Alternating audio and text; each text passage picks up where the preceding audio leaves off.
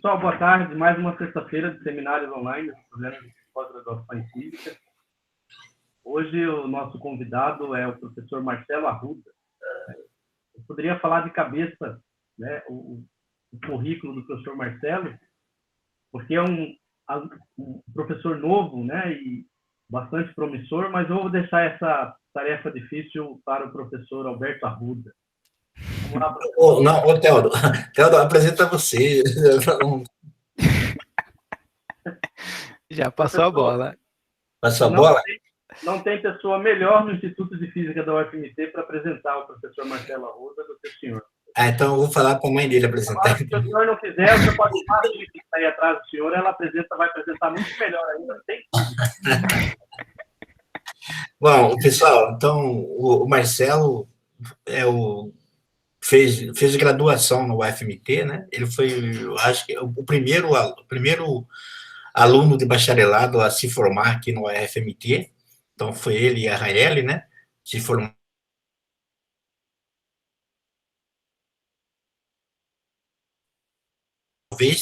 Talvez, eu não tenho informação, mas talvez ele seja o primeiro aluno do bacharelado, né, a ter doutorado, certo?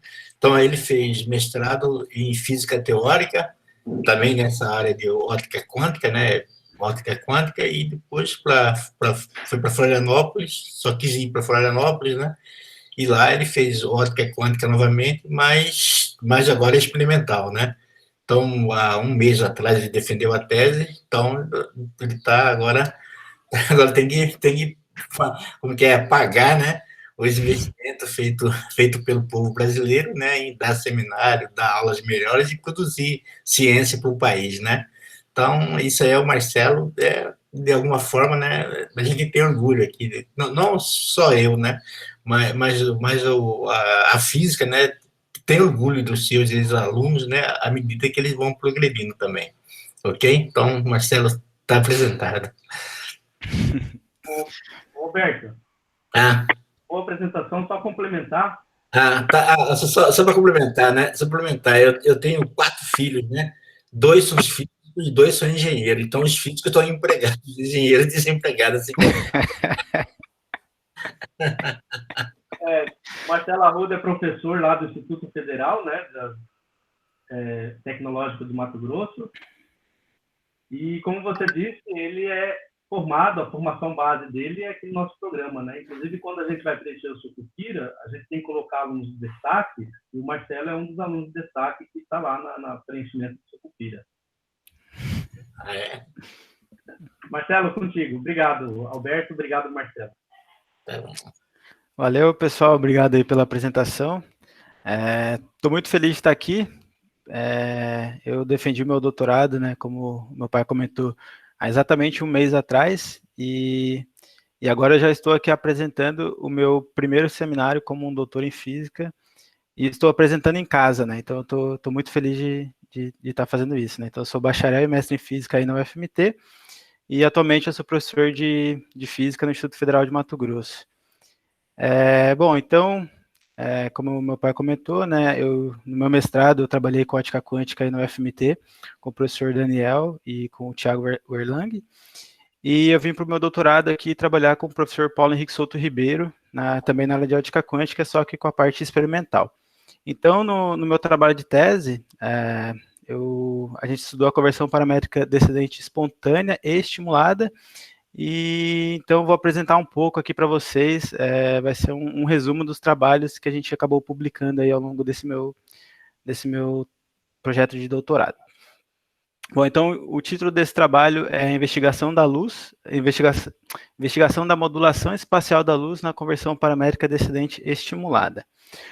Bom, então, até 1960, né, a ótica era restrita apenas à ótica clássica, porque você trabalhava-se apenas com feixes de luz oriundos de fontes de luz térmica, que não tinham intensidades relativamente altas, né? Então, com o surgimento do feixe de luz laser em 1960, possibilitou-se, então, o estudo da interação da luz com os mesmos materiais, obtendo, então, respostas não lineares.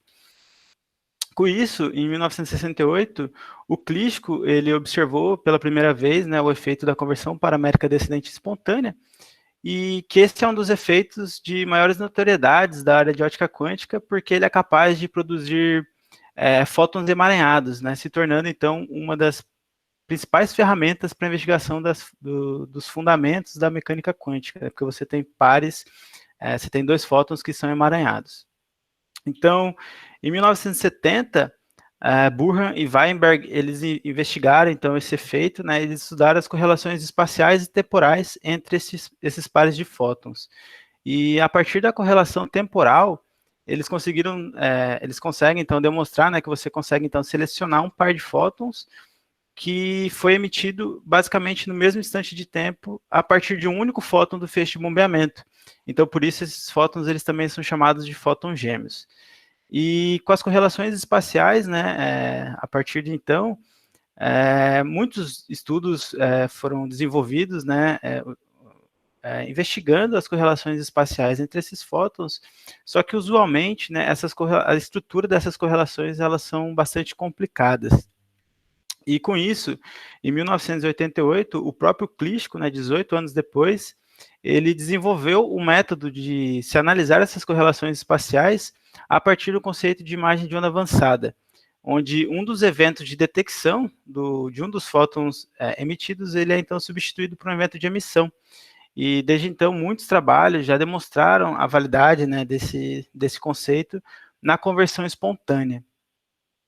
Em 1990, lá na China, o Wang ele desenvolveu uma série de trabalhos em que foi observado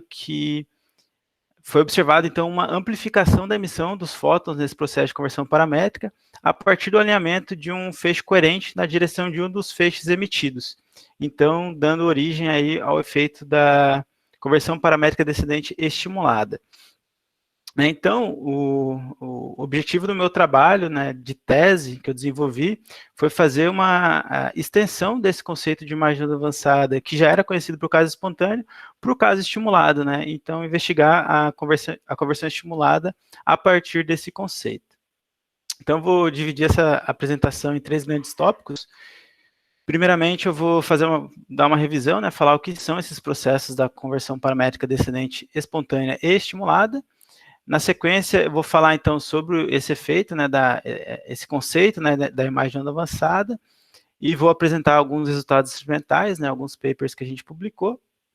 E, por fim, eu vou mostrar também que a gente consegue aplicar a imagem de onda avançada não trabalhando com uma fonte de um cristal, que é a fonte usual, mas com uma fonte de conversão, uma fonte de 2 cristais.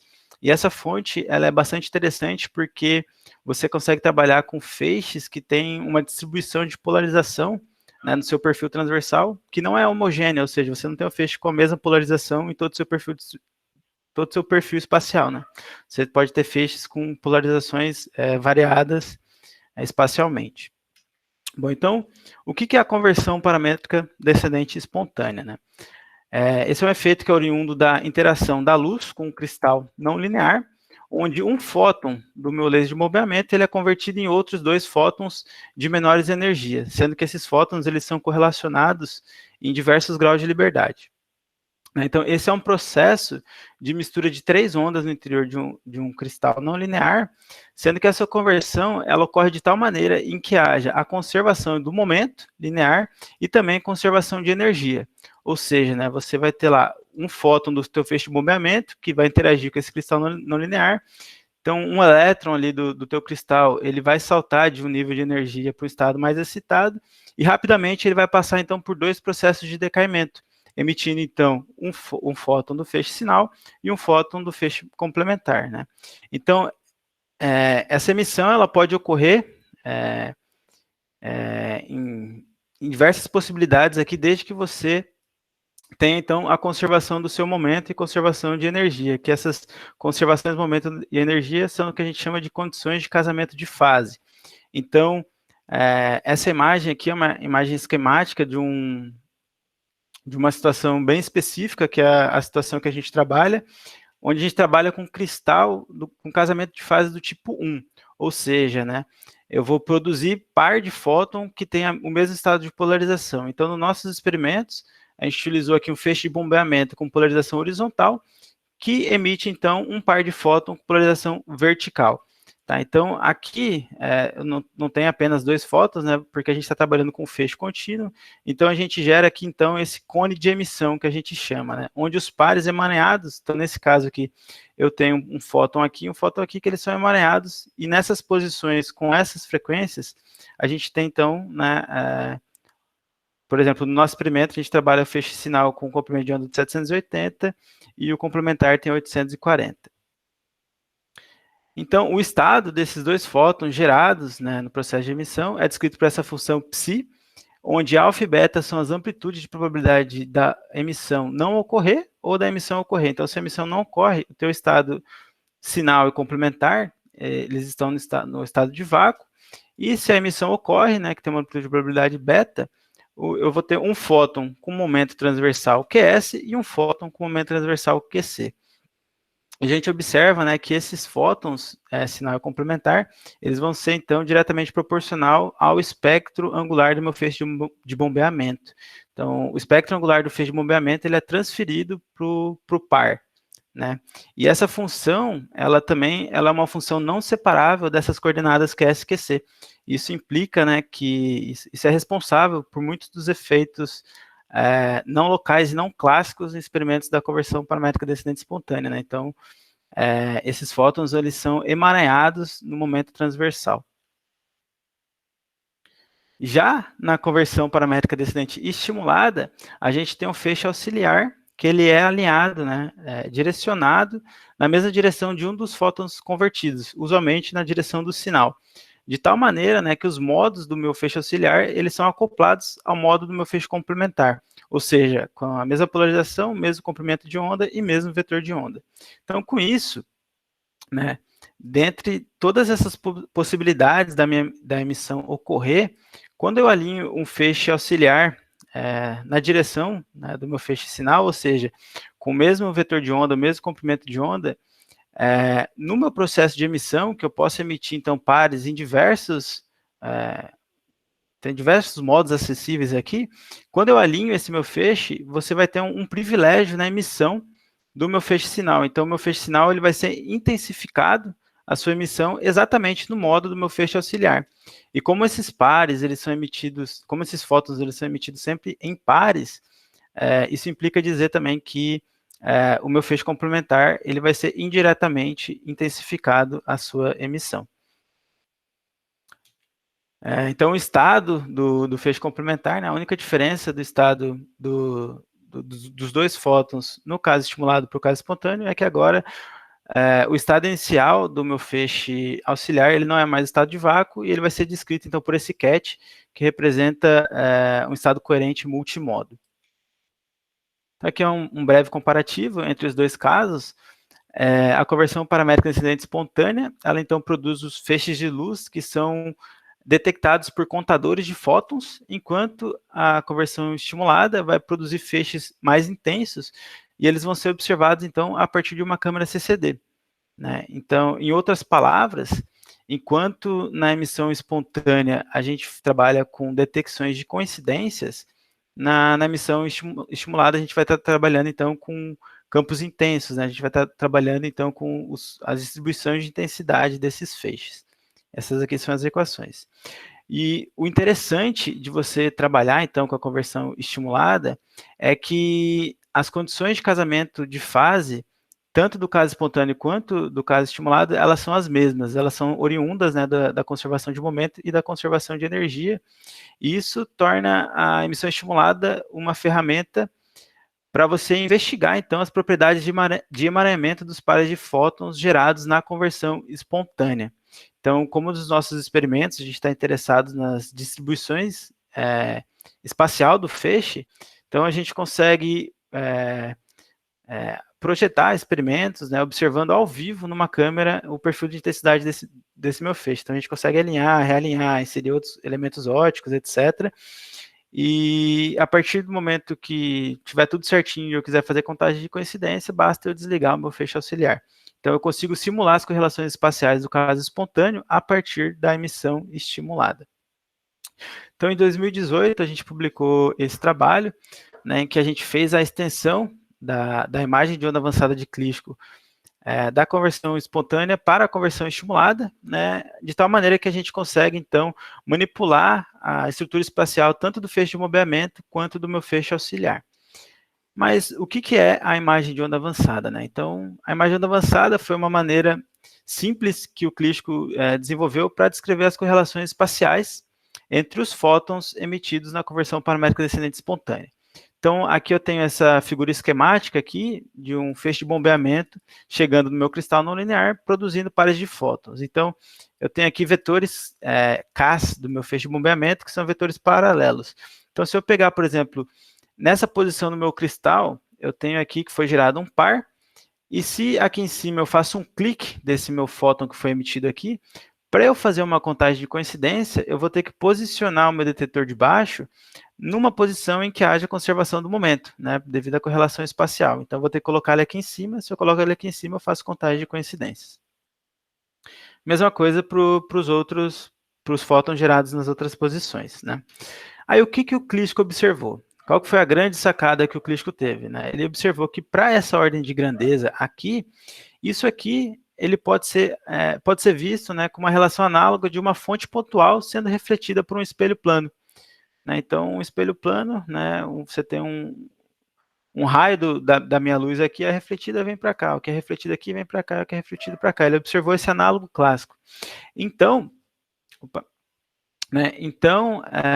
aqui o análogo aqui para o meu caso na conversão paramétrica descendente espontânea é que a probabilidade de eu detectar um fóton nessa posição, por exemplo, ele é dada, né, pela emissão, né, de uma onda, pela emissão desse fóton saindo da posição desse detector, sendo refletido aqui e chegando aqui. Ou seja, a onda avançada de Klitschko, ela nada mais é do que a reversão temporal de um dos feixes emitidos. Então, o meu feixe emitido aqui no meu evento de detecção, eu vou pensar então esse evento de detecção como sendo um evento de emissão de uma fonte pontual que vai ser refletido então aqui no cristal.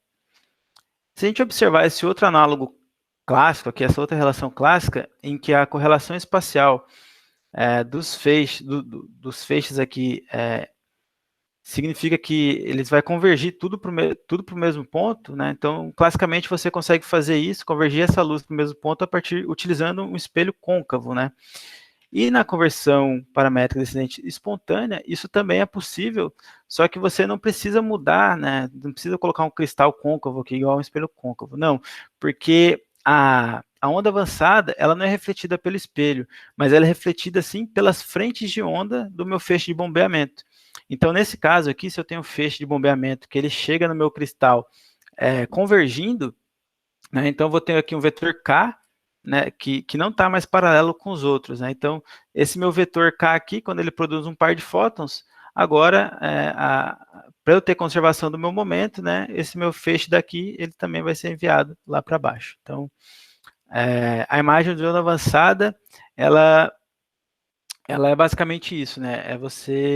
É a onda avançada, né? A reversão temporal de uma onda que vai ser refletida pelo teu espelho.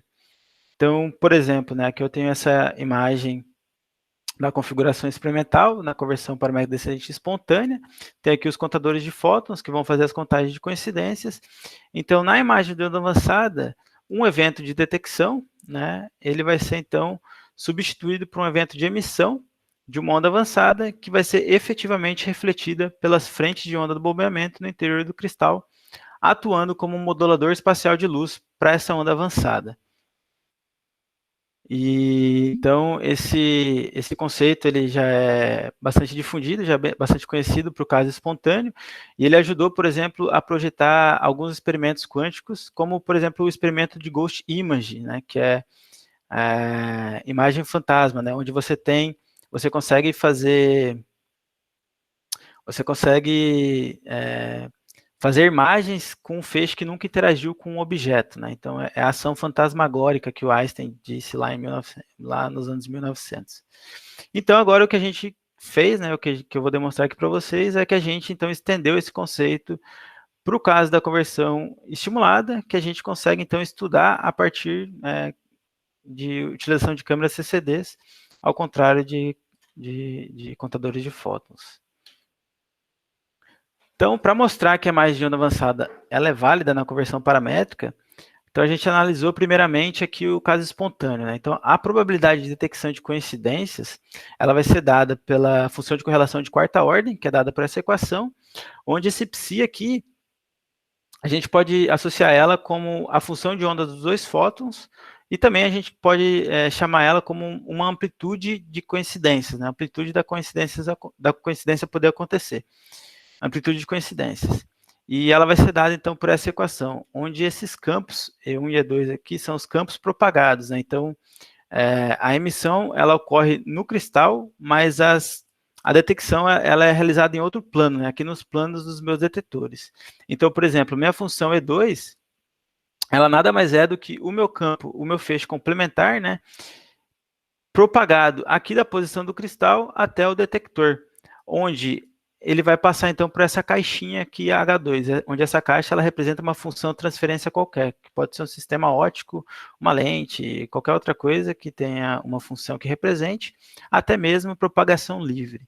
Então, a gente tem aqui, ela é dada para essa equação, né, onde esse A aqui é o operador de aniquilação, né, significa que o meu fóton ele vai ser aniquilado aqui na posição do meu detetor, após passar por essa função de transferência, né, e essa exponencial aqui nada mais é do que a transformada de Fourier do espaço do meu momento transversal para o meu espaço da posição.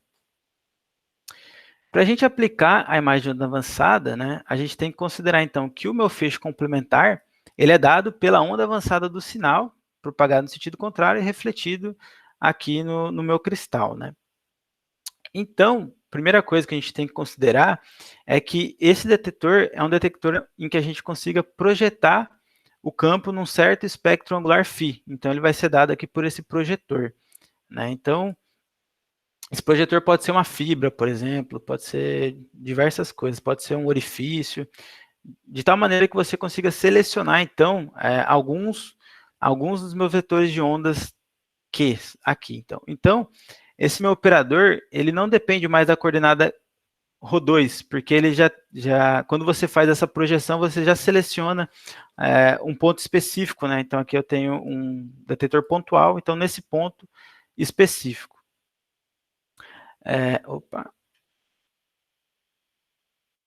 Então, ele vai ser dado por essa equação, né? Onde você projetou o meu estado num espectro angular φ, só que a gente considera, né, a onda avançada, ou seja, a propagação no sentido contrário.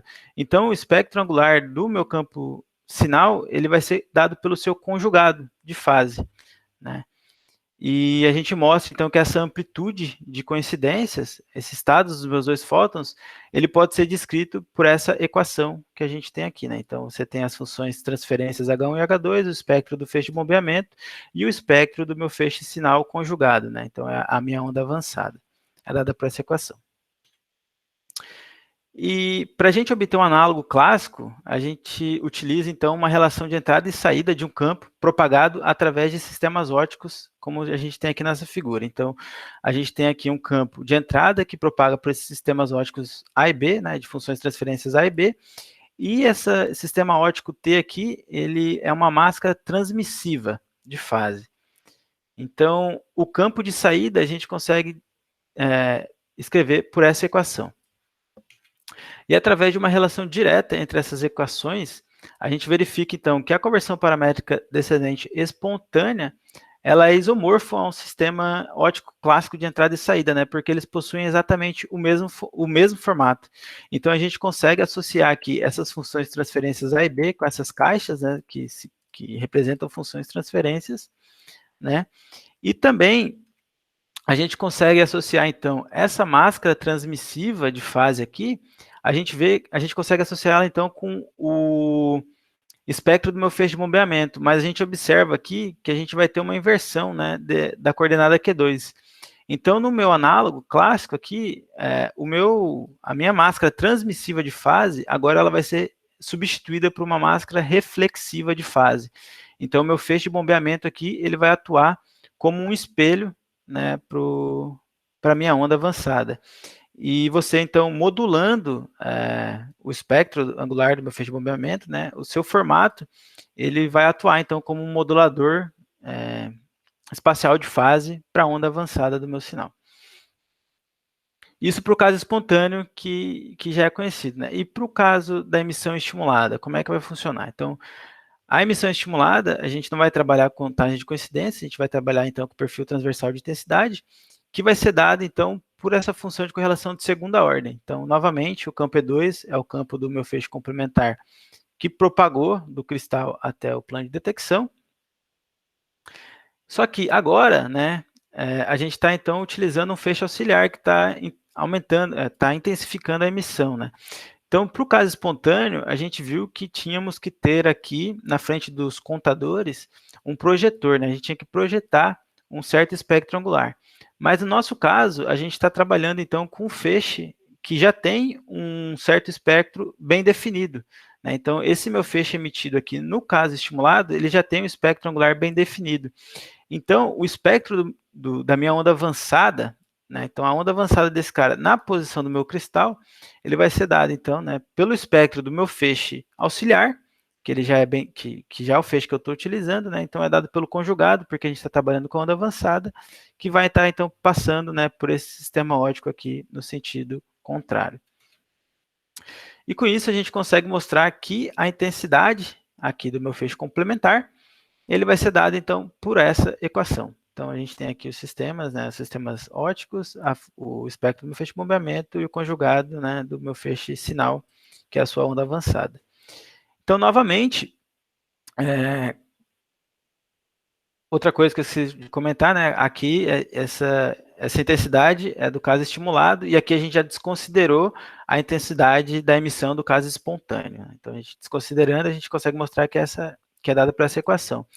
Então, comparando com o caso lá da emissão espontânea, novamente, a gente vê, né, que essas equações aqui, a amplitude de coincidências e a intensidade do caso estimulado, elas novamente possuem exatamente o mesmo formato. Então, a gente conclui que a margem de onda avançada, ela pode ser aplicada na conversão estimulada. Então, agora eu vou apresentar alguns resultados que a gente publicou. Então, isso aqui é uma figura, um esquema geral do nosso aparato instrumental. Você tem um laser de bombeamento, que é um feixe azul de 405 nanômetros de comprimento de onda, e um feixe vermelho, que é o meu feixe auxiliar, de 780. Ambos são enviados para um modulador espacial de luz, né, SLM, Spatial Light Modulator. Então, o meu feixe de bombeamento, ele é enviado aqui para o meu cristal, gera a emissão espontânea, e o meu feixe auxiliar, ele é direcionado, né, na direção do meu feixe, de um dos feixes, do feixe sinal. Então, vai intensificar a emissão do sinal nos modos do meu feixe, no modo do meu feixe auxiliar, né, e intensificando também a emissão do meu feixe complementar. Então, o primeiro resultado que a gente mostrou, trabalhamos com feixe de bombeamento como uma onda plana, tá? E para esse caso, que o meu feixe de bombeamento é dado por uma onda plana, a gente mostra que a intensidade do meu feixe complementar vai ser dada, então, por essa equação. Ou seja, né, as propriedades do meu feixe complementar, ele vai ser diretamente proporcional ao produto, né, do espectro angular do meu feixe de bombeamento com o conjugado de fase do sinal. Então, quando o feixe de bombeamento ele é plano, o seu espectro angular ele pode ser dado por essa equação, então a intensidade vai ser dada por isso, né? Então, a intensidade do meu feixe complementar nada mais é, né, é proporcional ao espectro angular do meu feixe sinal, da minha onda avançada, que foi refletida, né, no meu espelho plano. Então, a minha onda avançada é refletida no meu espelho plano, e novamente a gente vê aqui que a gente vai ter essa inversão da coordenada Q2, né, indicando, ilustrando aí a reflexão da onda avançada na frente de onda do feixe de bombeamento. Então, nesse primeiro resultado, mostramos o efeito de conjugação de fase a partir da focalização do feixe complementar, né? Então, a gente, nesse primeiro resultado aqui, a gente preparou o feixe auxiliar, né? Então, aqui em cima eu tenho o meu feixe auxiliar, né? O meu feixe sinal, e aqui embaixo eu tenho o respectivo feixe complementar. Então, na primeira medida, a gente preparou, então, no SLM, o meu feixe auxiliar para ele chegar na posição do meu cristal colimado, ou seja, ele não vai estar divergindo nem convergindo, e a gente observa, então, o seu respectivo feixe complementar. E com o uso de uma lente de focal variável aqui no meu modulador de luz, então a gente prepara o meu feixe, a gente prepara então o feixe auxiliar divergindo. Então, a onda avançada, né, como é a reversão temporal, ela tem que chegar aqui convergindo. E a gente observa que esse efeito, ele realmente ocorre, né? Conforme no plano de detecção do meu sinal, conforme ele aumenta de tamanho, o do complementar, ele vai estar diminuindo, vai estar convergindo. Então, esse resultado ilustra bem que a imagem de onda avançada, ela realmente funciona. Agora, ao invés de trabalhar com um feixe de bombeamento plano, a gente vai modular, então, a fase do meu feixe de bombeamento. Então, nesse outro experimento, a gente preparou o feixe de bombeamento para ele chegar convergindo no meu feixe, para ele passar convergindo pelo meu cristal, né, de tal forma que as suas frentes de onda aqui no cristal, agora elas não são mais frentes de onda plana, e elas vão possuir, então, esse formato côncavo aqui. Então, a gente consegue utilizar, então, as frentes de onda do meu feixe de movimento atuando aqui, então, como uma lente côncava. Atuando como uma lente. E preparamos o nosso feixe sinal, passando por uma fenda dupla, e com o auxílio de uma lente, a gente faz a imagem dessa fenda dupla lá, na posição do detector do meu feixe sinal. Então, esse trabalho, a gente realizou ele porque a transformada de Fourier fracional, ela tem sido utilizada aí amplamente em processos de imagem e de imageamento, né? No processo de imageamento, trabalhando aí com os fotogêmeos, etc., tem sido utilizada em diversos fatores, onde essa transformada fracional de Fourier, ela é dada por esse kernel. Então, o kernel da transformada fracional de Fourier é dada por essa equação, e ela nada mais é do que uma generalização da minha transformada de Fourier usual. Então, a transformada de Fourier usual, ela é dada por esse parâmetro alfa de π sobre 2, né, que é a exponencial que você sai do espaço Q para o espaço Q'.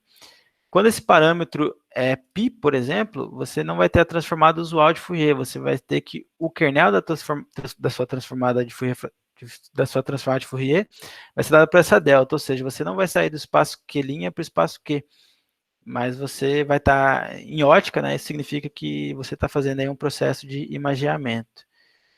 Então, a gente conseguiu mostrar que para a conversão espontânea, né, a amplitude de detecção de coincidências, ela é dada pela transformada de Fourier fracional do espectro do meu feixe sinal, onde a gente consegue, então, controlar esse parâmetro experimentalmente, né, a partir da distância da cintura do meu feixe em relação ao cristal. Então, se a cintura do meu feixe está exatamente aqui na posição do cristal, eu tenho uma frente de onda plana, conforme a cintura eu afasto a cintura do feixe, né, modulando ele pelo SLM, eu consigo deixar o meu espelho, a minha lente ali, cada vez mais côncava ou menos côncava. Para o caso estimulado, né, a gente mostrou então que a intensidade ela é dada então pelo módulo quadrado dessa amplitude de coincidências. A gente conseguiu demonstrar isso para esse caso. Então a gente tem aqui em cima são os resultados teóricos, né, da transformada de Fourier fracional, né, da onda avançada aqui para a onda do meu complementar, onda avançada do sinal para a onda do meu complementar, onde, né, em outros experimentos que o pessoal já trabalhou com essa transformada de Fourier fracional, você precisa colocar lentes nos caminhos dos seus feixes. Aqui não, a gente consegue implementar essa lente a partir da modulação da frente de onda do meu feixe de bombeamento. Então, nesse primeiro resultado, quando a gente prepara o parâmetro alfa como zero, a gente vê, né, que a imagem do meu feixe complementar, ela vai ser igual à imagem aqui da onda avançada, a imagem do feixe aqui, do sinal aqui no seu plano de detecção. Então, para o parâmetro alfa igual a zero, a transformada fracional de Fourier, ela nada mais é do que a própria identidade. E conforme a gente começa a aumentar esse parâmetro alfa, a gente começa a observar aqui, então, o surgimento, né, dos padrões de interferências da fenda de Young, que a gente tanto conhece, né? Então, esses aqui são os resultados teóricos, a gente observa, né, que os resultados experimentais estão de acordo. Então, esse resultado ele também é bastante interessante, porque apenas a partir do controle, né, do teu feixe de bombeamento, você consegue fazer imagens de diferentes planos de detecção aqui do meu feixe sinal, né? Então, para o parâmetro 0, eu estou fazendo imagem desse plano, conforme eu vou aumentando o meu parâmetro, eu vou fazendo imagens de outros planos, apenas a partir da variação do meu feixe de bombeamento. Outro resultado, né, então, ao invés da gente modular a fase do feixe de bombeamento, a gente modulou a sua amplitude. Então, passando o feixe de bombeamento por um obstáculo e com uma lente fazendo a imagem desse obstáculo aqui no meu cristal, por um feixe auxiliar como uma onda plana, a gente consegue demonstrar, então, que a intensidade do meu feixe complementar ele vai ser dado, então, pelo módulo quadrado do meu feixe de bombeamento. Né? Então, a estrutura espacial do feixe de bombeamento vai ser transferida para a intensidade do meu feixe complementar. Então, aqui a gente tem os resultados, né? Em cima, as figuras de cima são as figuras do meu feixe de bombeamento imagiado aqui na posição do meu cristal, e o feixe complementar, né? O feixe sinal, então, ele é dado por um modo gaussiano aqui, só que a sua onda avançada, quando ele vai ser refletido, ele não vai ser refletido agora inteiramente pelo feixe, né? Mas sim pelo espelho modulado, pela amplitude modulada. Então, o meu feixe, a minha onda avançada, quando eu tenho um obstáculo aqui como um fio na horizontal, ela vai ser refletida então por esses dois espelhinhos, né? Então a gente vê que o formato, né, do meu feixe de bombeamento ele vai ser transferido. Aqui eu tenho um fio na horizontal e aqui eu tenho dois fios cruzados. A gente consegue ver então que esses padrões eles são realmente transferidos para o meu feixe complementar. Aqui eu vou apresentar brevemente também um outro resultado, um outro trabalho que a gente publicou no Brazilian Journal of Physics, onde aqui a gente trabalhou com feixes que possuem momento angular orbital, como os modos de Laguerre, que eu não vou entrar muitos em detalhes. Então, esse resultado aqui, nesse paper, a gente não trabalhou com a imagem de onda avançada, só que para minha tese, a gente estendeu os resultados de outros trabalhos, né, para o conceito de imagem de onda avançada também, e a gente está trabalhando aí num paper que ainda futuramente vai ser publicado. Então, né, o aparato experimental ele é basicamente o mesmo, onde a gente preparou, então, o feixe de bombeamento como uma onda plana, um modo gaussiano, e preparamos o feixe auxiliar com o modo de Laguerre-Gauss. E o modo de Laguerre-Gauss é um modo que possui momento angular orbital com carga topológica L. Então, se o meu... beleza. Então, a onda avançada do meu feixe complementar, do meu feixe sinal, né? A gente sabe que o meu feixe complementar, então, ele vai ser dado pela onda avançada do meu feixe sinal, né? Como o meu feixe sinal ele tem carga topológica L positivo, a gente sabe que o momento angular orbital, ele está... Só um momento. Ele está associado com a variação de fase azimutal do meu feixe. Então, se eu tenho um feixe com momento angular L, a sua fase ela varia azimutalmente girando para esse lado. A sua onda avançada, né, que é a sua reversão temporal, ela vai estar vindo para trás. Então, ela gira para o outro lado. Né? Então, se o meu feixe sinal tem carga L, a onda avançada vai ter carga topológica menos L. Né? E a gente consegue demonstrar, então, isso teoricamente. E experimentalmente nós temos aqui o resultado, né, para o meu feixe de bombeamento plano e o meu feixe auxiliar sendo preparado com o modo de Laguerre-Gauss com momento angular igual, momento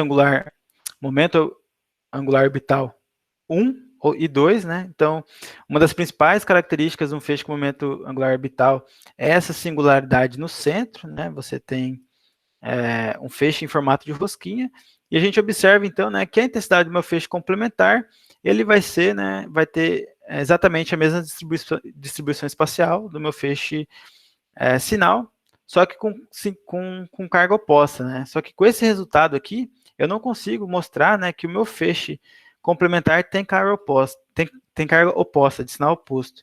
Então, para isso, a gente utiliza o método das lentes giradas. Então, se eu tenho um feixe com momento angular orbital e eu passo ele por uma lente e eu rotaciono essa lente em relação ao eixo Y, isso faz com que eu projete o meu modo de Laguerre-Gauss com L igual a 1 em um modo de Hermite-Gauss. Né? Então, esses aqui são modos de Hermite-Gauss, onde o número de franjas escuras está associado com o módulo da sua carga topológica.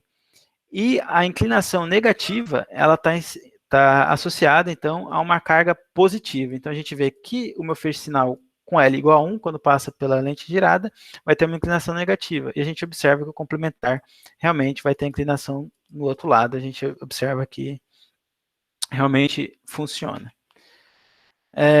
Ainda nesse trabalho, ao invés de preparar o feixe auxiliar como um modo de Laguerre-Gauss, a gente preparou então como uma superposição de modos com carga positiva e carga negativa, de modo a fazer uma ilustração geométrica aqui, uma representação geométrica em uma esfera de Poincaré para os modos de primeira ordem. Então, o meu feixe sinal, escrito como essa superposição, ele pode ser mapeado aqui em qualquer ponto da superfície dessa esfera. Então, para um θ igual a 0, eu vou ter que o meu feixe sinal ele vai ser dado, então, para um Laguerre-Gauss positivo. Se o meu θ for de π sobre 2, então ele vai ter negativo. E quando eu tenho contribuições iguais de modos de Laguerre, os meus estados eles vão estar aqui no equador da esfera, né? Representado, então, por esses modos de Hermite, que vão ser rotacionados aqui de acordo com o meu ângulo azimutal φ. E o que a gente consegue mostrar, então, nesse experimento? A gente realizou esse experimento preparando o meu feixe sinal aqui nesse meridiano, né? Então, a primeira medida eu tenho que para o θ igual a 0, e eu vejo, a partir do método de lente girada, né, que eu vou ter, então, como a gente viu no experimento anterior, e o complementar vai estar para o outro lado. E o que essa lente girada ela vai me mostrar, então? O que ela representa nessa representação geométrica aqui na esfera de Poincaré? Significa dizer que a ação dessa lente girada, ela rotaciona qualquer modo por um ângulo de π sobre 2 em torno desse eixo aqui, né? Então, se eu tenho um modo com L positivo, ele vai rodar para cá, que é o que eu vejo aqui, né? Então, o meu sinal, ele tem carga topológica L igual a 1, porque ele está aqui. Quando eu passo ele para a lente girada, eu vejo que ele cai para cá. E o feixe complementar, a gente vê que daqui ele vai rotacionar de 90 graus para o lado de lá. Essa segunda medida, a gente preparou um estado nessa posição, né? A gente vê que passando pela lente girada, ela vem para cá. E o complementar vai daqui para o outro lado, né? Então, a conjugação de fase na esfera de Poincaré, ela vai ser dada, então, né, por esses parâmetros, né? A fase, ela não varia, a fase do sinal e do complementar são as mesmas, mas você vai ter aqui, né, a mudança de hemisfério, né? Então, se o meu sinal está aqui, o meu complementar está no hemisfério de baixo. Aqui a gente tem um outro resultado, que agora a gente preparou o feixe sinal com contribuições iguais de modos de Laguerre positivo e negativo. Então, quando a gente prepara eles com modos iguais, né, sinal é complementar, a gente vê que eles vão estar sempre na mesma posição, porque você... enfim, é isso que o resultado anterior nos mostrou, né? Então, a gente observa que a gente vai ter, então, essa simetria em torno do equador da minha esfera. Por fim, eu tenho esses outros dois trabalhos aqui que eu vou apresentar, né, que esse aqui a gente publicou na CS Photonics em 2020, esse aqui foi publicado esse ano, no comecinho do ano, em fevereiro, na Physical Review Applied, onde agora a gente trabalhou com a conversão paramétrica com a fonte de 2 cristais, não com uma fonte de um cristal só. E essa fonte de 2 cristais, ela foi introduzida em 1999 por Paul Kwiat, se eu não me engano foi em 99, isso mesmo, né? Tá, então, a grande diferença dessa fonte para a fonte de um cristal é que lá a polarização não era um grau de liberdade, né? Você tinha uma polarização fixa, então a gente estava trabalhando com bombeamento horizontal e os meus feixes sinal é complementar sempre com polarização ortogonal, que era a polarização vertical. Já na configuração de 2 cristais, né, se eu tenho um feixe de bombeamento com polarização diagonal, né, então ele vai ter contribuições de polarização tanto horizontal quanto vertical. E aqui eu tenho 2 cristais, né, que seus eixos ópticos eles são rotacionados de 90 graus um em relação ao outro. De tal modo que a contribuição com polarização H, ela vai gerar pares no primeiro cristal, né, então vai gerar pares com polarização vertical no primeiro cristal. Já a contribuição vertical do meu feixe de bombeamento, ela vai criar pares com polarização horizontal no segundo cristal. de tal modo que se o comprimento de coerência desse meu feixe de movimento é maior que o comprimento dos dois cristais aqui, que isso é facilmente obtido, né, com os lasers que você tem hoje em dia nos laboratórios. Então, quando você vai fazer uma contagem de coincidências aqui, você não consegue saber de qual cristal esse par foi emitido, se foi emitido do primeiro ou do segundo cristal. Então, você tem aqui essa emissão aqui, você vai ter a indistinguibilidade desses fótons. Então, você consegue criar aqui os pares emaranhados, não só no grau de liberdade de momento transversal, mas também em polarização. Né? Então, a gente adiciona o grau de liberdade de polarização na jogada. Então, a gente mostra, né, para o caso anterior, eu mostrei a equação para vocês, né, tinha o caso de vácuo, que não acontece nada, mais amplitude de probabilidade de você ter a emissão, só que agora, esse meu estado, ele, né, como você tem a indistinguibilidade, então ele vai ser dado para essa equação, você tem a amplitude de probabilidade do meu par de fóton ter sido criado no primeiro cristal, ou de ter sido criado no segundo cristal. Né? Então, a grande vantagem dessa fonte é que você consegue produzir fótons emaranhados em todo o espectro de emissão do feixe, né? Então, você consegue também produzir o que a gente chama dos estados maximamente emaranhados de Bell, que são os estados que você consegue utilizar para fazer as violações clássicas, né? Então, outra coisa interessante, né, desse feixe, que agora a distribuição espacial do meu feixe, ele não precisa ter polarização homogênea. Então, se o meu feixe era isso daqui, né, eu tinha só polarização horizontal em todo o seu perfil transversal, agora eu posso trabalhar com feixes que têm distribuições mais complexas, como os feixes vetoriais, que a gente vai ver um pouquinho mais à frente, que logo eu vou chegar nele. Né, então, esse aqui é o estado da conversão espontânea.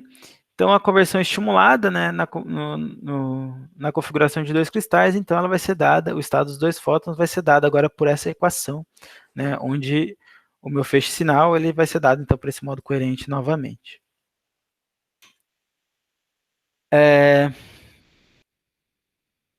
Então, a gente vai agora, vou estender agora o conceito de imagem avançada para essa fonte, utilizando o mesmo formalismo que a gente utilizou lá na fonte de um cristal. Então, com isso, conseguimos mostrar, né, que a distribuição transversal de intensidade do meu feixe complementar, agora ele vai ter 4 contribuições distintas, onde a primeira contribuição, né, ela é a contribuição do cristal 1, que gerou pares com polarização vertical.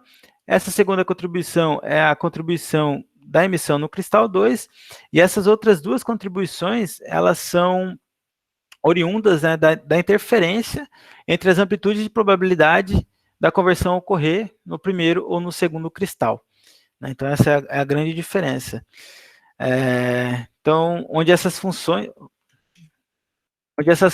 f de k, elas vão ser dadas, então, por essas equações aqui. Então, se eu comparar, né, essa equação aqui para o caso lá da minha configuração de um cristal, eu vejo que essas funções f, aqui, elas são exatamente, né, iguais ao caso aqui da emissão com um cristal. Então, a gente consegue também estender esse conceito de imagem de onda avançada para a conversão para o caso da fonte de dois cristais. Só que agora, né, nesse caso aqui, a gente nem trabalhou nem mostrou a polarização dos meus feixes envolvidos. E aqui a gente mostra, então, que a onda avançada do meu feixe sinal com polarização K, ela vai ser efetivamente refletida pela frente frente de onda do meu feixe de movimento com polarização K', né, com a polarização ortogonal. Então, espacialmente, a parte que vai ser refletida com polarização K, enfim, você tem a combinação do feixe sinal complementar, né, na interação, na reflexão, então elas vão ser refletidas por polarizações ortogonais. E como é que eu estou de tempo aí? Eu tenho mais tempo? Falta só os experimentos aqui rapidinho. Pode continuar, professor. Beleza.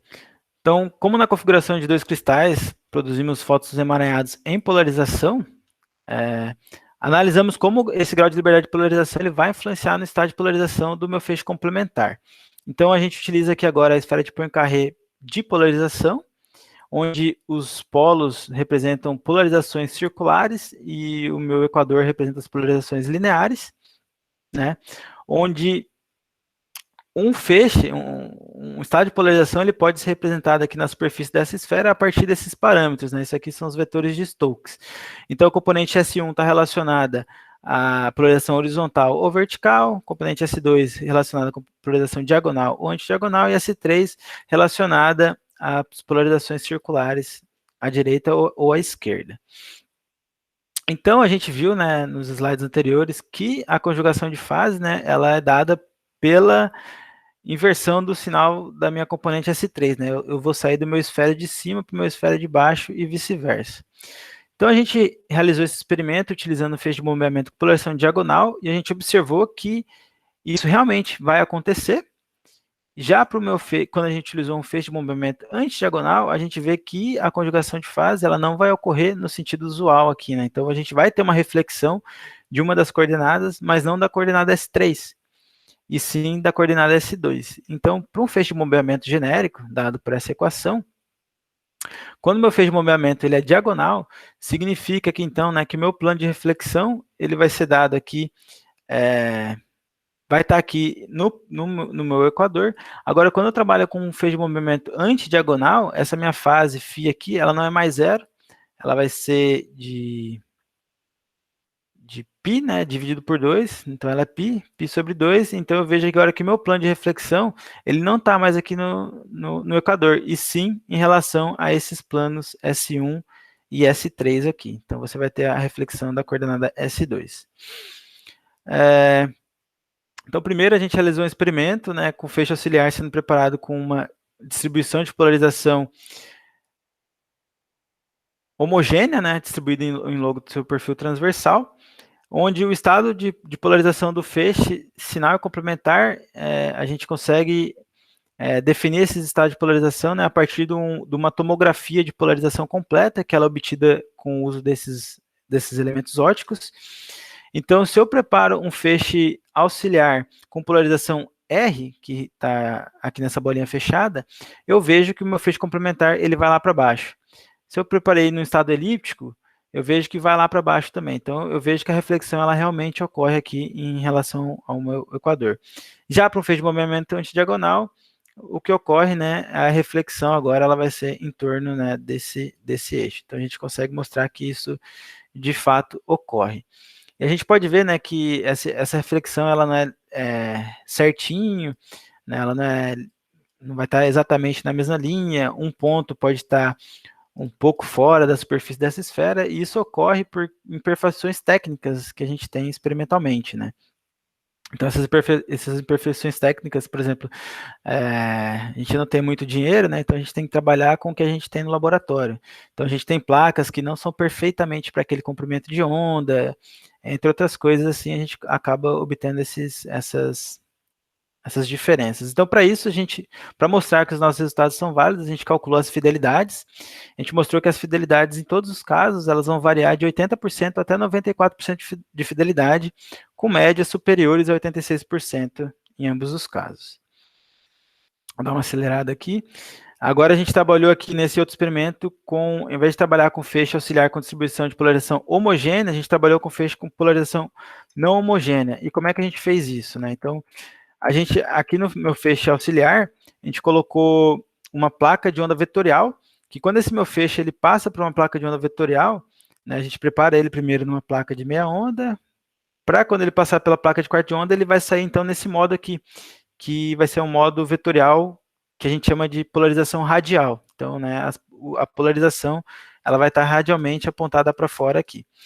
E depois de passar por essa placa placa de onda vetorial, a gente passa ela por uma placa de quarto de onda. Isso vai fazer com que as polarizações lineares aqui, vertical e horizontal, com elas não vai acontecer nada. Agora, para as componentes de polarização diagonal, a diagonal ela vai virar circulares, né, as diagonais e as diagonais vão virar circulares, e as intermediárias vão virar polarizações elípticas. Então, a gente tem uma distribuição de polarização não homogênea. A gente consegue mostrar, então, que aqui eu tenho meu feixe sinal, né? A gente faz, então, a tomografia, eu consigo projetar a polarização horizontal, a polarização vertical, a polarização diagonal, antidiagonal, circular direita e circular esquerda. Para o meu feixe de bombeamento diagonal e antidiagonal, o meu feixe complementar, então, fazendo a tomografia, vai ter essas projeções, né? E o que isso significa? Significa que quando o meu feixe de bombeamento é diagonal, eu consigo ver, né, a reversão da minha componente S3, o que não ocorre para quando eu tenho um bombeamento antidiagonal. Então, a conjugação de fase, ela vai ocorrer aqui para o meu feixe de bombeamento diagonal.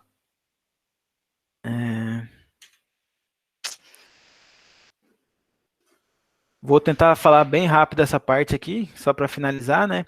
Então, a configuração de dois cristais, ela então possibilita que a gente trabalhe com acoplamento de feixes de luz na conversão paramétrica que possui uma distribuição de polarização transversal não homogênea. Então, a gente pode trabalhar com os feixes vetoriais, e os feixes vetoriais, eles são feixes que possuem um momento angular orbital e diferentes polarizações em torno do seu perfil transversal.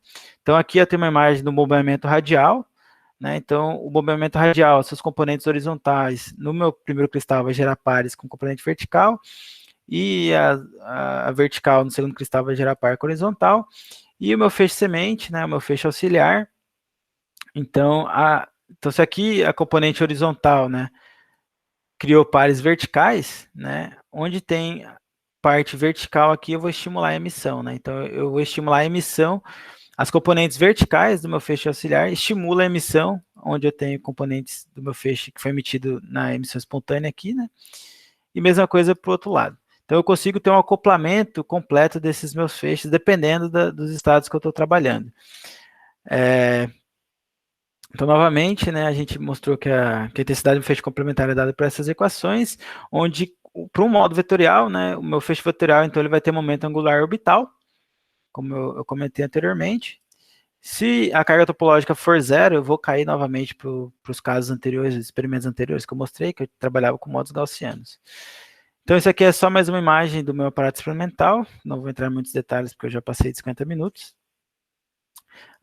Então, esse aqui é um primeiro resultado. Então, eu tenho um feixe de bombeamento radial e o meu auxiliar antidiagonal. Eu consigo mostrar, então, que o meu feixe complementar ele vai ser dado por esse estado, né? Vai ter essa distribuição de intensidade com essa distribuição de polarização que a gente consegue mostrar aqui. Então, se eu fizer uma tomografia de polarização, né, a tomografia desse meu estado simulado é dado para essas componentes, né? Então, na simulação, esse meu feixe vai ter polarização horizontal nessas posições, vertical, diagonal, antidiagonal, circular direita, circular esquerda, e a gente consegue mostrar que o nosso resultado experimental bate bem com o experimento. Né? E aqui agora a gente testou outras combinações do meu feixe, testamos outras combinações, né? Então aqui a gente tem combinações de feixes com polarizações lineares e feixes com polarizações vetoriais. Então, aqui em cima eu tenho os resultados do meu feixe complementar para as configurações de baixo. Então, para essa configuração em que o meu feixe auxiliar é um feixe vetorial, radial, e o meu feixe de bombeamento ele é linear diagonal, eu consigo mostrar aqui então que vai ter esse perfil. E para essa outra combinação, né, que agora o meu auxiliar é linear e o meu pump é vetorial, o bombeamento é vetorial, eu consigo produzir exatamente o mesmo estado. Então, brincando com essas 4 configurações aí, eu consigo mostrar que a gente consegue produzir 4 feixes vetoriais. Esse aqui é o feixe radial, feixe azimutal, esse aqui são feixes com polarizações híbridas. E também com esse resultado a gente consegue mostrar, né, o efeito de conjugação de fase, né, para o meu feixe de bombeamento. Então, para o feixe de bombeamento com polarização diagonal, e o meu auxiliar com polarização radial, a gente vê, né, que o meu feixe complementar, ele também vai ter polarização radial. Mesma coisa para o feixe sinal com polarização azimutal, né, o meu complementar também vai ter polarização azimutal. Agora, quando o meu feixe de bombeamento tem polarização antidiagonal, a gente vai ver, né, que você vai ter uma certa variação aqui no meu estado de polarização.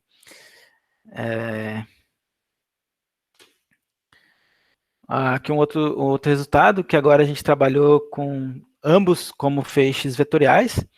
Então, quando eu tenho tanto bombeamento quanto sinal, como feixes com polarização radial, radial, ou azimutal, azimutal, eu consigo mostrar, então, né, que a minha distribuição de intensidade, agora ela não vai ser mais, eu tinha dois feixes de formato rosquinha, né, feixe com momento angular orbital, e vai me gerar um feixe com formato de Hermite-Gauss aqui. Né, então, vou ter feixes com esses formatos de pétalas. E a gente tinha distribuições complexas de polarizações, né, agora a gente vai ter distribuições simples. Agora, quando eu trabalho com polarizações distintas, né, um azimutal e outro radial, na posição do cristal, também vai ter esse formato de pétalas na hora da emissão. Só que conforme você tem uma certa propagação, né, então no cristal você não tem intensidade no centro, mas conforme se propaga, essa energia ela vai toda para o centro e você vai ter uma distribuição de polarização complexa aqui no meu estado. Isso aqui é o último resultado que eu vou mostrar, que agora a gente trabalhou com feixe de bombeamento, agora não com carga topológica igual a 1, mas com carga topológica igual a 2. E, então, novamente aqui, né, para um feixe auxiliar com polarização diagonal, a gente conseguiu mostrar, né, esse aqui é o resultado teórico, esse aqui é o resultado experimental. A gente vai ter esse resultado para o feixe antidiagonal, esse aqui é o resultado simulado e o resultado teórico, a gente consegue mostrar, né? Aqui a gente tem algumas diferenças, mas esses estados eles são basicamente os mesmos. Então, por exemplo, aqui a gente vê, né, que o resultado teórico, o resultado ideal, ele é dado por cores pretas, né, as linhas de polarizações, onde essas linhas pretas elas estão representando polarizações lineares, né? E as coloridas, as coloridas vermelhas representam elípticas à direita e as azuis elípticas à esquerda. E a gente vê, né, que não fica tudo pretinho certinho, porque no experimento você não consegue trabalhar com o caso ideal, né? Você vai ter algumas imperfeições aí que vão estar mudando o valor da sua componente S3 lá, né? Então, basicamente é isso. Então, a imagem avançada de Clistico, ela também pode ser aplicada na conversão estimulada na fonte usual de um cristal e na fonte de 2 cristais.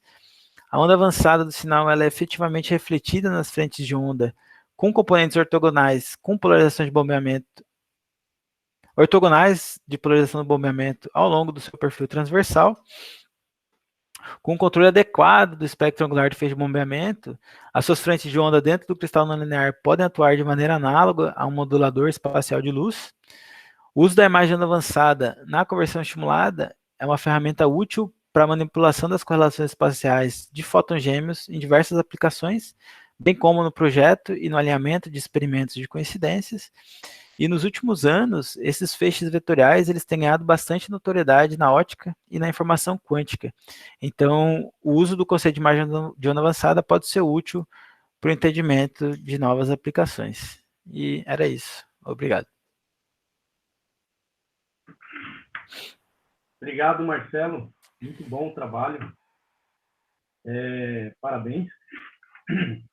Pessoal, eu vou abrir agora para as perguntas, né? Então, seguindo o mesmo procedimento de sempre, tá? Vocês vão manifestando no chat, quem tiver interesse em fazer perguntas para o Marcelo. E enquanto vocês vão aí se aquecendo com as perguntas, eu vou fazer a minha primeira pergunta. Tudo bem, Marcelo? Beleza? Manda.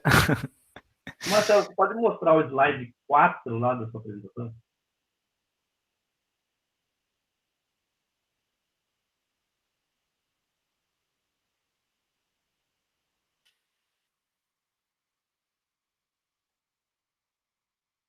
Tá chegando. Falta 2. Aí. Na slide 4. Aí. Ih, não carregou inteiro agora. Não carregou. Está faltando o processo de transição óptica ali. Isso? Pronto. Isso. Aí você está mostrando que você tem um feixe de excitação óptica, né? Que é esse representado por essa linha tracejada em azul e depois a resposta em a linha vermelha, né? Isso. Isso caracteriza um SFG, né? Sum Frequency Generation, né? Geração de soma de frequência. E qual que é a faixa de excitação excitação ótica e de emissão dessa soma, eu falo em termos de energia, está em infravermelho, a soma está em terahertz? Peraí, não sei se eu entendi, mas, por exemplo, já que você fez essa pergunta, eu já vou falar uma outra coisa aqui, né? Então, eu tenho um feixe de bombeamento, né? Que esse feixe vai ter uma certa energia, e a eficiência desse processo aqui é muito baixo. Então, de milhões e milhões de fótons que passam aqui, apenas 10 a menos 6 que vão ser convertidos, né? Então, a taxa de emissão, ela é muito baixa. E aqui, então, eu tenho, por exemplo, feixes emitidos, que a gente trabalhou aqui, né? Eu selecionei, né? Coloquei os meus detectores nessas posições, onde eu selecionei um par de fóton gêmeo com comprimento de onda de 780 nanômetros e de 840 nanômetros. Tá. Não, é porque a minha pergunta, ela se caracteriza pelo seguinte: você tem aí um feixe de excitação ótica, aí você tem uma transição ótica, que é caracterizada pela soma de frequência. Aham, sim. Tá? Você colocou ali ômega B igual a ômega S mais ômega C. Uhum. Certo? Então, em vermelho ali é a resposta do cristal, né? Ele emite um fóton com frequência ômega S, né, de menor intensidade, e um fóton de maior intensidade, que é a frequência ômega C. Não, então, é isso. Pode ser, né? Então, eu tenho um fóton do meu feixe de bombeamento, que vai ter uma energia ômega B, e eu vou emitir 2 fótons. Esses 2 fótons têm energias menores do que o meu fóton de bombeamento, né? Que é ômega S e ômega C. Agora, se o ômega S é maior do que o ômega C, depende, né? Porque o sinal complementar eu escolho. Qual espectro para esses fótons de emissão? Esses 2 fótons, ômega S e ômega C? É na região do vermelho e infravermelho, nessa região. Ah, é vermelho e infravermelho. Tá. Então é um gap alto isso aí, né?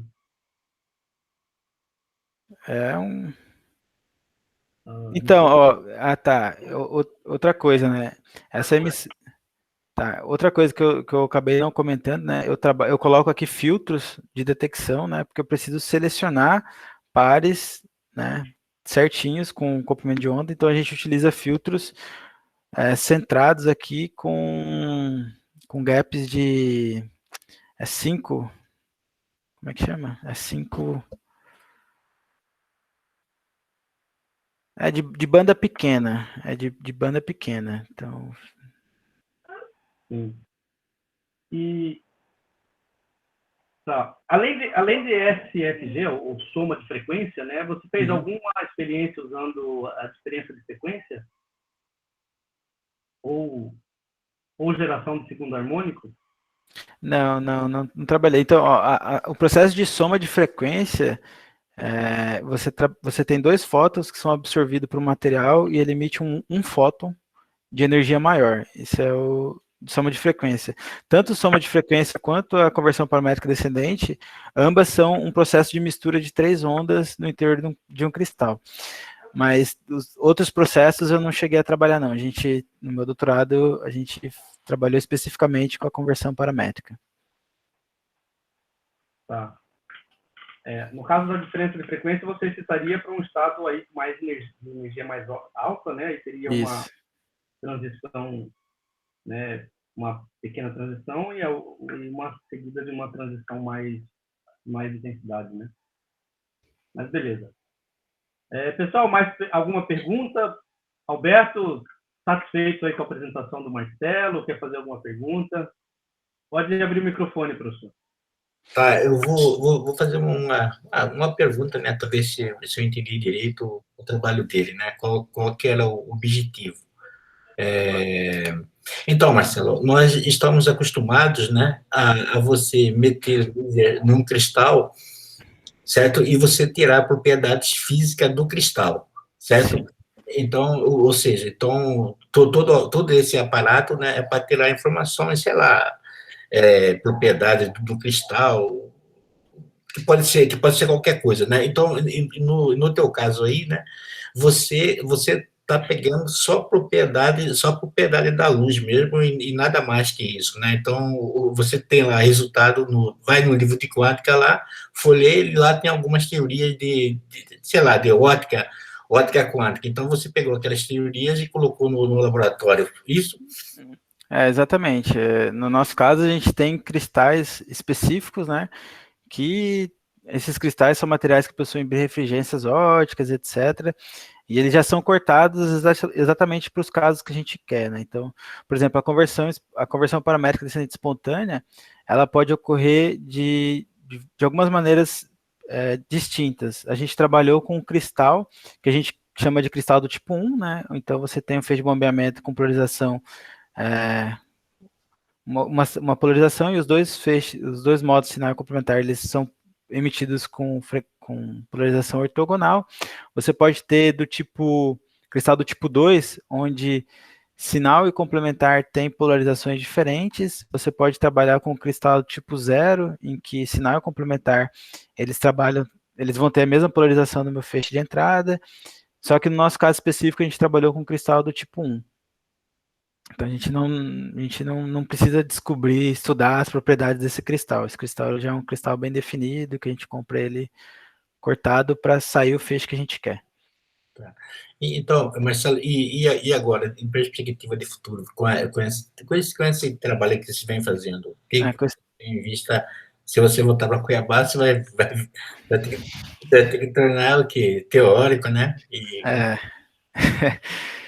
Pois é, eu vou ter que fazer trabalhos teóricos, sim. Perspectivas, né? Então, o grupo de pesquisa não está parado, né? O pessoal está indo para o laboratório trabalhar, então eu demonstrei alguns resultados com os feixes vetoriais, e que o pessoal já está trabalhando, já tem mais resultados com feixes vetoriais de ordens superiores. O pessoal também está, aqui no grupo, a gente está trabalhando para você estudar para você conseguir reconstruir seu feixe quando ele passa por turbulências também, por processos turbulentos. Então, quando você tem feixes que passam, você quer mandar um sinal, né, para um satélite, por exemplo, vai passar por nuvem, etc. Então, você vai ter uma certa turbulência nesse sinal. E o que o pessoal está vendo é que quando você trabalha com feixes com modos vetoriais, por exemplo, você consegue reconstruir esse feixe com um resultado melhor, né? Que você vai ter uma imagem melhor. O pessoal está conseguindo fazer isso. Comigo, nesse momento, agora, como eu terminei de defender agora, estou preparando a aula, que eu vou começar a dar aula, mas a gente está com um paper no Overleaf, escrevendo exatamente um trabalho dessa imagem de onda avançada para 2 cristais, que a gente escreveu para um cristal, mas para 2 cristais essa teoria não tem, então a gente está buscando também novos experimentos que a gente consiga aplicar isso para fazer um trabalho mais completo. Então, no laboratório aqui, o pessoal também já trabalha com essas montagens experimentais também, estão trabalhando com termodinâmica quântica, demônio de Maxwell, o pessoal tem bastante coisa para trabalhar. Ok. Falou, Marcelo. Então, felicidade aí, sucesso, tá? Valeu. Então, Marcelo, voltando aqui para mim, então as propriedades do cristais não é de seu interesse estudar, né? Não. Tá, então, mata a próxima pergunta que eu ia fazer, que estava relacionado com o material. Mas talvez, né, ainda possa fazer, porque você está mostrando um material aí que apresenta suscetibilidade de segunda ordem. Isso. Algum material que tenha suscetibilidade de terceira ordem ou quarta ordem, você dá para usar na sua análise? Sim, dá para usar. Então, por exemplo, a geração de segundo harmônico, o pessoal trabalha com cristal de Q3, né? Você tem um Q3 que é a ordem superior. Então, para a emissão espontânea, a gente trabalha com a não linearidade, com o Q2 só, mas você tem efeitos que podem ocorrer com cristais com polarizações, susceptibilidades de ordens superiores, né? Que não é o nosso caso, a gente não trabalhou. Mas apresenta alguma resposta linear também, esses materiais? Apresenta, só que geralmente a gente descarta essas respostas lineares. A gente está interessado apenas nas não linearidades. Tá. Então, essa era uma outra pergunta que eu ia fazer. Tem material que apresenta só resposta não linear? E tem material que apresenta as duas respostas ou só uma? Vai apresentar, pode apresentar as duas, né? Então você tem quando você joga a luz no cristal, o cristal ele vai responder essa interação, né? Então você vai ter a polarizabilidade, você vai ter uma polarização dos seus elétrons ali, né? Da estrutura do seu cristal. Então, dependendo do cristal que você está trabalhando, essas respostas. Então, no nosso caso, esses resultados que eu mostrei aqui, eu vou ter fenômenos ocorrendo aqui também de ordens superiores. Só que essas medidas aqui, né, essas taxas aqui, elas já são muito, muito baixas. Então, as respostas para ordens superiores são mais baixas ainda. Então, elas basicamente são descartadas, né? A gente não consegue observar. Depende muito do material que você está usando, do que você vai fazer. Para o nosso caso, o nosso cristal, essas respostas de ordens superiores, elas são muito baixas. Quase impossível de ocorrer. Assim. Eu também tenho estudado, né, resposta não linear, mas diferente de você, o meu interesse está ali no material. Material. Legal. Em particular, de novos materiais que estão surgindo, né, materiais bidimensionais, e de QCL. Não sei se você usa QCL no seu. Não. QCL são lasers de cascata quântica. Não usamos. Você falou que você está ali no infravermelho e na região do vermelho, né? O QCL já opera na região terahertz, né? Não, a gente não trabalha com esses feixes, mas o pessoal trabalha também, né?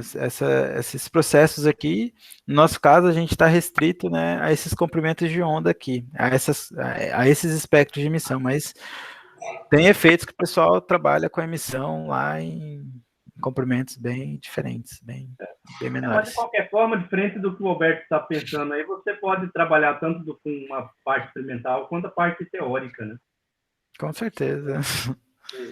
Esse é um assunto bastante interessante e riquíssimo, né? Tem muita física aí, tem muita parte teórica. Tanto é que nos seus resultados você mostra resultados teóricos e experimentais. Né? Quando eu estava na graduação, eu tinha essa visão de que experimental só faz experimento e teórico só faz teoria, né? Que o teórico ia lá fazer teoria e o experimental ia lá e fazia experimento.